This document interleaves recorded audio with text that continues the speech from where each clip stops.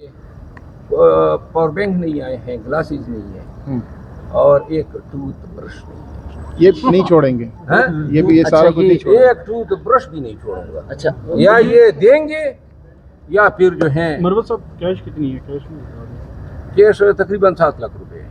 अच्छा मरवत साहब, इसके अलावा बतौर मेंबर हमने देखा उस रात तकरीबन 4 बजे तक ये ऑपरेशन होता रहा पार्लियामान में पार्लियामान के तकद्दुस या मेम्बरान को इस तरह घसीट कर गिरफ्तार करने से मुतल्लिक भी कोई कानूनी लायामल तय किया जाएगा? मैंने प्रिविलेज मोशन इन्हें से चोस के खिलाफ मुकर रहे हैं तमाम MNAs। फिर कमेटी बनी है, कमेटी रिकमेंडेशन देगी और उन रिकमेंडेशन के तनाजुर में पार्लियामान पे आइंदा ऐसे हमलों को रोकने के लिए और मेम्बरान असम्बली के एहतराम को मलहूज़ खातिर रखने के लिए कानून साजी की जा रही है, ताकि सिर्फ ये न हो कि कानून ये कहे कि जी इनका यहाँ इस पार्लियामेंट लाजिज में दाखिला ममनू है।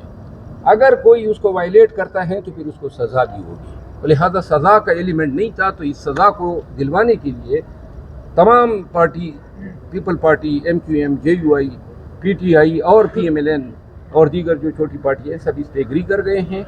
लिहाजा ये कानून साजी हो रही है। अच्छा मरवत साहब, DIG ऑपरेशन से के अगेंस्ट आपके साथ 9mm निकाल के आपके सामने रखा, उस पर भी आप कुछ करने जा रहे हैं? जी मैं अपनी लीगल टीम के साथ इस पे डिस्कस कर रहा हूँ। बहरहाल एक बात है, 8 दिन के फी दिन 5 करोड़ के हिसाब से हर जाने का केस मैं तैयार कर रहा हूँ। 40 करोड़ मांगूंगा इनसे। वो कहते हैं ना, सांप निकल गया लकीर पेटने वाली बात है। वो हमारे पश्तो में कहते थे, सफर लाड़ा बला पसेदा, कि सफ़र का महीना निकल गया बला पीछे से आ रही है। तो तैयार हो जाओ, पंगा लिया है अब इंशाल्लाह। हुकूमत को हासिल क्या हुआ है इतनी एक्टिविटी करने के बाद? जी हुकूमत को, निज़ामाबाद पुलिस को मैं खराज तहसीन पेश करता हूँ कि इनको नेकनामी हासिल हुई है। इन्होंने पूरी दुनिया के सामने साबित कर दिया कि ये ऐवान का कितना एहतराम करते हैं। मैंने स्पीकर साहब को कहा, मैं ये पार्लियामान में हम मुअज़्ज़ज़ मेंबर की बात करते हैं, तो मुअज़्ज़ज़ मेंबर की जो एजाज़ और जो तकरीम और एहतराम हुआ वो पूरी दुनिया ने देखा।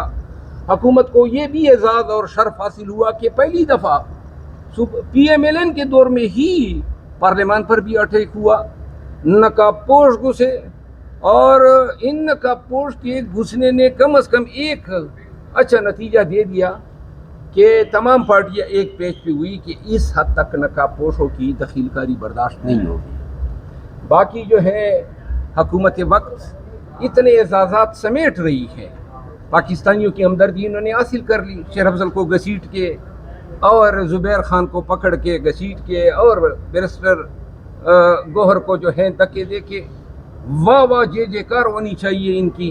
क्या इन्होंने जनाब हिंदुस्तानी सुरमाओं को किस तरह रगीदा हैं, सलाम के हकदार हैं ये हमारे इस्लामाबाद पुलिस वाले। खसूसन वो 3-4 ऐसे चो बशमूल एक वो जिसकी लंबी नीचे भी थी और बड़ा ही काला मुँह था। मतलब ये बता दें, ये ऑर्डर्स पिंडी से आए थे या इस्लामाबाद से ही थे? आज़म नज़ीर तारड़ वफाकी वज़ीर कानून ने तकरीर की है, उसमें उन्होंने जस्टिफाई किया है कि वो जो तरामीम लेके आ रहे हैं, उस हवाले से हमारी बैरिस्टर गौहर साहब से बात हुई। उनका ये कहना था कि मैंने इसका फैक्ट्स एंड फिगर के साथ जवाब तैयार कर रखा था, लेकिन मुझे जवाब देने का मौका नहीं दिया गया। उन्होंने कॉन्स्टिट्यूशन कोर्ट के हवाले से कहा कि मजबूरी तौर पर 128 कॉन्स्टिट्यूशन के हवाले से केसेस पेंडिंग है और 28 सुओ मोटर के। इसमें कहाँ कॉन्स्टिट्यूशन के अदालतों की गुंजाइश बनती है? उनका ये कहना था कॉन्स्टिट्यूशन कोर्ट्स के पीछे भी इनकी कोई और सोच है जो ये लिख के आना चाह रहे हैं। इसके ऊपर रिस्पॉन्ड करें। मेरा ख्याल ये है, अच्छी बात को अच्छी और बुरी बात को बुरी कहना चाहिए।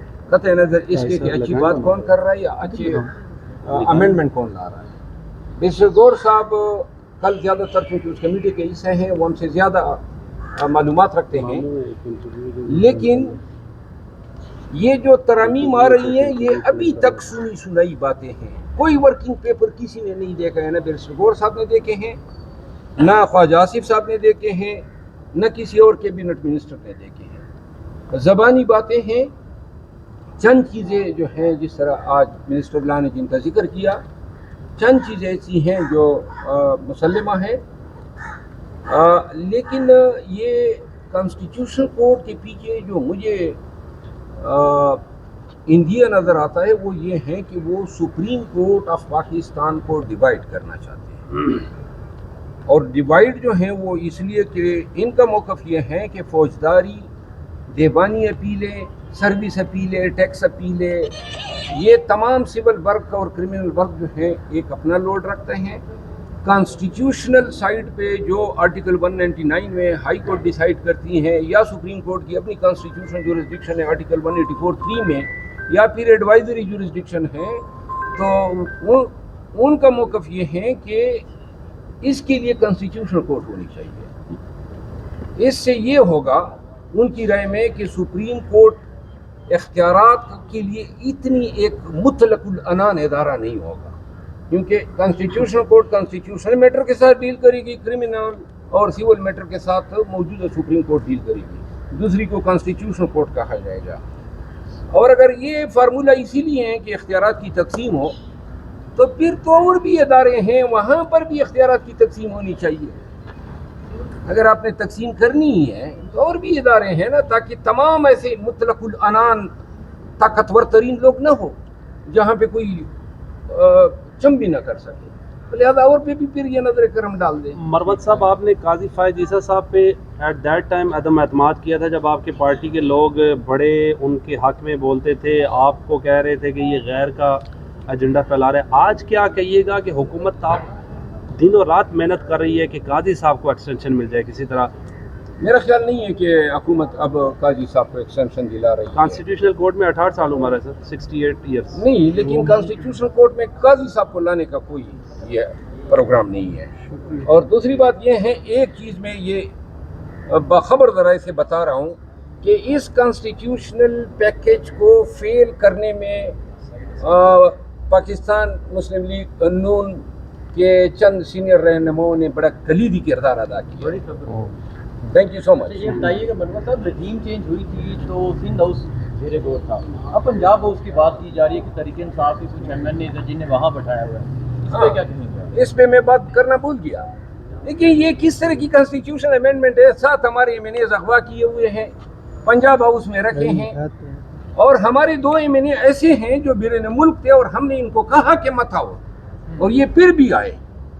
جلد ہی اس پہ پارٹی فیصلہ ہوگا اور ان کے نام ہم قوم کے ساتھ شیئر کریں گے، ان کے حلقے کے لوگوں کو بتائیں گے کہ ان کے مکروہ چہرے دیکھ لو، اور شاید ان میں سے چند ایسے تھے جو پہلے سے ان کی کمٹمنٹس تھی تو بیرون ملک سے بھی آ گئے، اور ہم نے یعنی عمر ایوب خان نے 7 دن پہلے سب کو کہا ہوا تھا ان تمام کو کہ انڈر گراؤنڈ چلے جاؤ، لیکن میرا خیال ہے کہ والہانہ پن تھا، لگاؤ تھا ان کا کہ وہ آئے، ہمارے ساتھ رابطہ نہیں کر رہے ہیں، لیکن ان کے گود میں بیٹھے ہوئے ہیں۔ اور یہ آئینی ترمیم 3 چیزوں پہ اگر یہ اس انداز میں لاتے تو وائی ڈی بی نہیں شو ہوتی۔ نمبر 1 کہ آپ عزم اختلاف کے ممبران اسمبلی کو اغوا کر کے ان سے اپنے مرضی کا ووٹ دلوا رہے ہیں، نمبر 1۔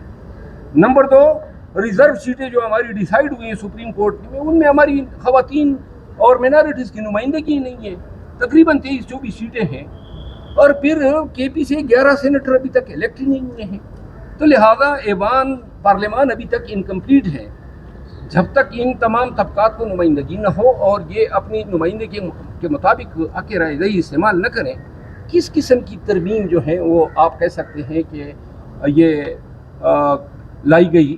اور سب سے اہم بات، فارم 47 پہ جو لوگ منتخب ہو کر آئے ہیں ان کا کوئی حق نہیں ہے کہ وہ ووٹ استعمال کرے، تو لہذا ایوان کی اپنی لیجیٹیمیسی جو ہے وہ بھی جب یہ ٹریبیونل ڈیسائیڈ کر دے کہ واقعی یہ صحیح منتخب ہو کے آئے ہیں تو تبھی شاید یہ کانسٹیٹیوشنلی امینڈمنٹ کی بات کر سکتے ہیں۔ Thank you. بہت شکریہ یار۔